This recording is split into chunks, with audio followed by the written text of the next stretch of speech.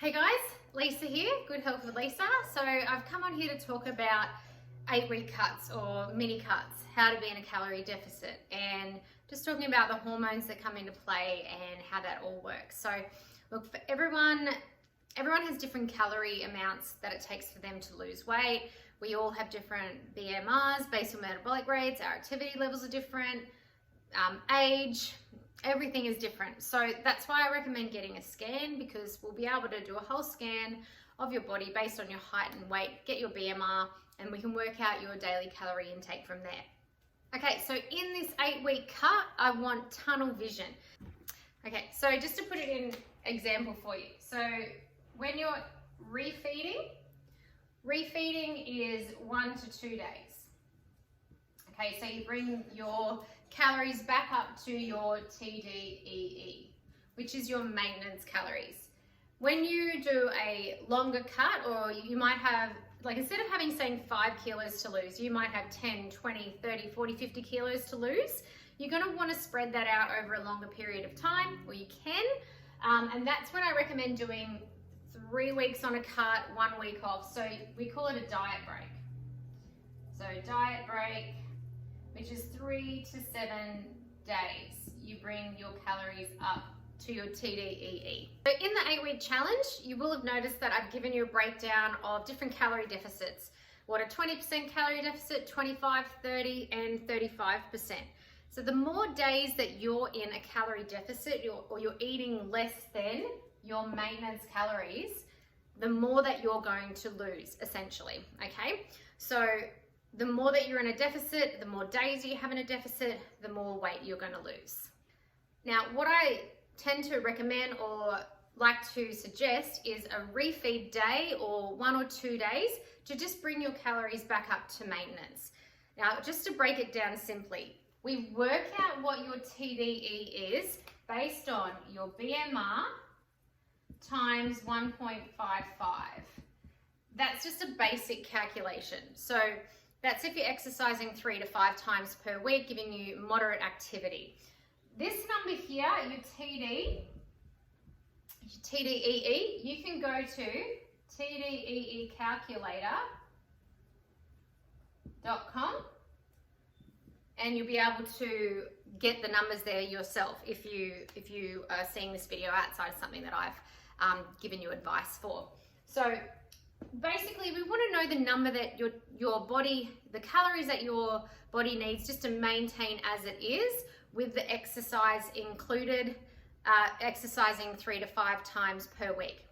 Just a reminder, your TDEE, that number is with exercise. Your BMR, your basal metabolic rate, that number is with no exercise. That's just you waking up, sitting on the couch all day, not doing anything. That's your body maintaining the same as it is right now. All right, so I'm going to use a client whose TDEE is 2,000 calories. Again, this is just an example. It's a rounded up number, so it's easy for me to calculate. So this client has 2,000 calories as their TDEE. Their macro breakdown, remember I've given you a breakdown which is about 1.9 times your body weight in kilos to give you protein. That's the most important macronutrient that I want you to be focusing on. The 2 numbers that are the most important to you are your calorie intake and your protein intake. Excuse me. Okay, now this client, she's in a 25% calorie deficit. So we're taking 500 calories off. So she will be losing weight, losing body fat. If she continues to do this for the 8 weeks, she should lose around about a half a kilo a week, giving her about 4 kilos of pure fat loss. So that's fat loss from her body. Just giving her a protein, if you calculate this, it will add up to 2,000 calories. Proteins, carbs, and fats is what your body, your calories should be made up of. Okay, so when we do a refeed, we're on 1,500 calories. We want to bump that back up to 2,000 calories for 1 to 2 days. Now, if you are on a roll and you're feeling fine and you're on momentum, you're losing weight, you're feeling good, just stay on your calorie deficit. You don't need to do a refeed day. These are optional. And again, I'm just giving you advice. This is not something set in stone. You can take my advice and leave it, but this is just an education session. When you are going to refeed or increase your calories back up to your maintenance calories, I want you to be focusing on your carbs, okay? So we want to increase the carbs. Your protein will stay the same and your fat stays the same, okay? All right, so when you refeed, I want you to be refeeding with your calories from your carbohydrates. So this client here, we're going to add on 500 calories and we want it to all be from carbs. So with my calculations here, it would add up to 272 grams of carbohydrates. That number plus that number plus that number will add up to 2,000. With the calorie deficit, the 500 has come off of the carbohydrates. That's just getting into nitty gritty if you're a bit more advanced and you want to look at your protein, carbs and fats breakdown. Using the MyFitnessPal app premium version really does break it down quite a lot. Now we've got two appetite hormones. We've got leptin, which is our satiety, and we've also got ghrelin, which is for our hunger. Now these two hormones, they are in like an inverse relationship. When your leptin is high, you've got high satiety or satisfied, and when your ghrelin is high, you've got high hunger.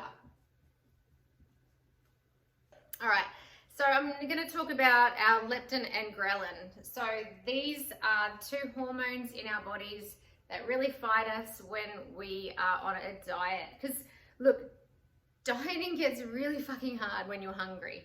When you have, so your fat cells, when you've got fat cells, they're full of leptin, okay? Fat cells are full of leptin. When your leptin is high and your ghrelin is low, you're going to be highly satisfied and you're going to have low hunger. And when you start to diet, your fat cells, they actually shrink, okay? You're always going to have fat cells, they're just not going to be as big. So you're going to have fat cells that have shrunk. So your leptin levels are going to go down, which means that you're not going to feel as satisfied, or your satiety goes down. And your ghrelin is going to go up, which means you're going to get hungry. These are just the battles of dieting. These hormones are greatly affected by your calorie intake and by your weight loss. Okay, so the higher our body weight, the more leptin we produce. And as we get leaner, our fat cells shrink and we don't get rid of those fat cells. They just shrink and we produce less leptin when we are leaner. So it's actually believed that it's a natural defense mechanism.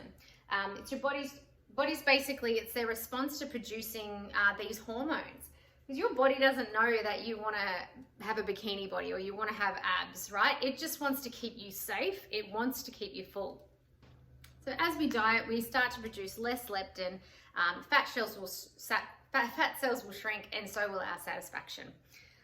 So it's kind of like when you eat a meal and you've just had your lunch and then 30 minutes later, you can't wait until your next meal. It's all you can think about. That's those hormones going on in the background. That's why dieting is hard. That's just it. That's why dieting is hard. This is where a refeed day will come into play. So when we drive up the calories and we drive up the carbs, it has a positive effect on our body, a positive effect on our leptin levels. It gives an acute spike, but then it will also come back down. So the refeed days, they don't really help us so much, but it will keep you elevated, give you that bit of high, get you out of your grumpy mood. Kind of like if you're catching up with a friend and you get a good feeling, going out and having that one refeed meal or refeed day, bumping up your calories is going to be good for you if you're in a slump or if you're feeling in a shitty mood and you just want to go and eat the whole cupboard. That's when I recommend it. So why do we do a refeed day in such a short term, like in an 8-week cut?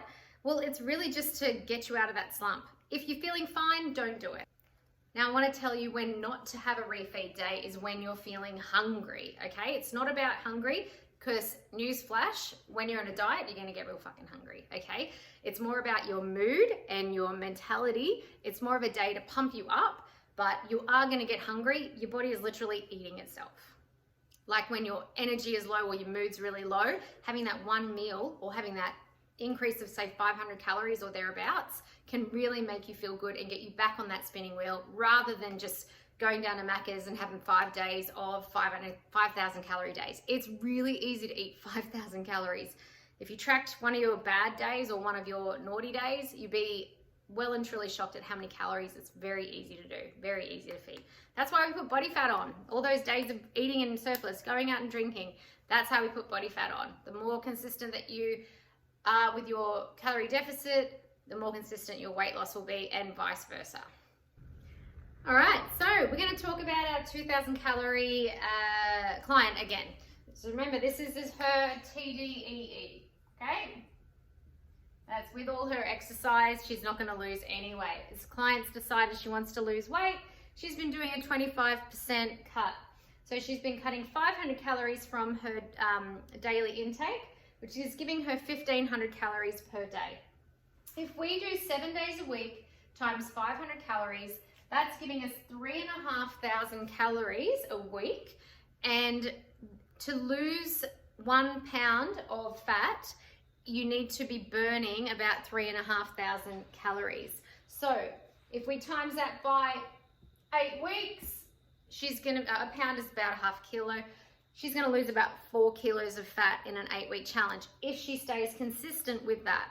If this client wants to have a refeed day, that's less days in a calorie deficit, but I want to show you how you can do this if you like to blow out on a weekend or have a bigger day and maybe be a bit more lax on a weekend. Okay, so this client, she's on a Monday to Saturday,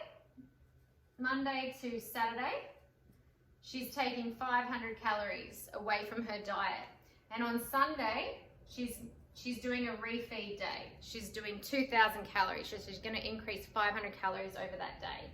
So if we do 500 times 6 days, and then we're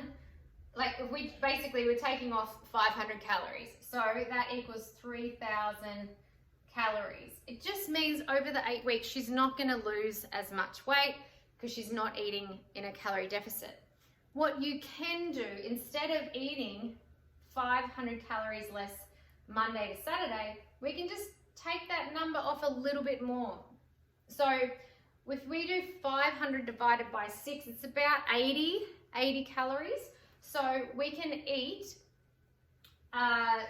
we can be eating 1,420 calories Monday to Saturday, because I've taken 80 calories off, times 6, and then we can eat 2,000 calories on that one day, and we should get pretty close to that 3,500 calorie intake. So we're still going to be on that calorie momentum. You might need to watch this video back a little bit more, a few times to get your head around the numbers. My calculations are, it'll be 83.333, but I'm just giving you a rough estimate. Again, these are just numbers in the head. But yeah, so that will give you 480 calories if we took that off. So she would be 3,480, I think. I've written it down. But that's just to give you an idea. So you can do 6 days instead of eating 1,500 calories. Maybe eat about 1,420. So you're banking up those calories for your Sunday or your Saturday or your Friday, whatever day you chose as your refeed day. Does that make sense? So this does take a little bit of calculations. You can do it the other way, which is refeeding when you're just feeling a little bit shit. Okay, so take your option, refeed when you're feeling a bit shit. But we don't want to do it every week. Okay, so it's less days in a calorie deficit.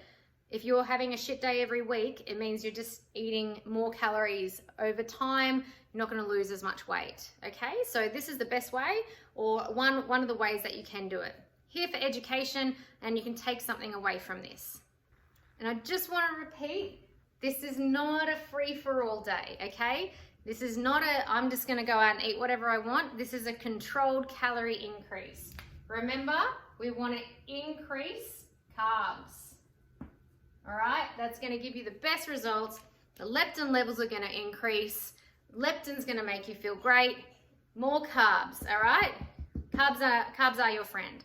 We want to cut carbs when we're dieting, and we want to increase carbs when we are refeeding. And the same thing goes, keep your protein high, keep it at those levels that I gave you, and keep your fat at minimum 20%, and you will rock it.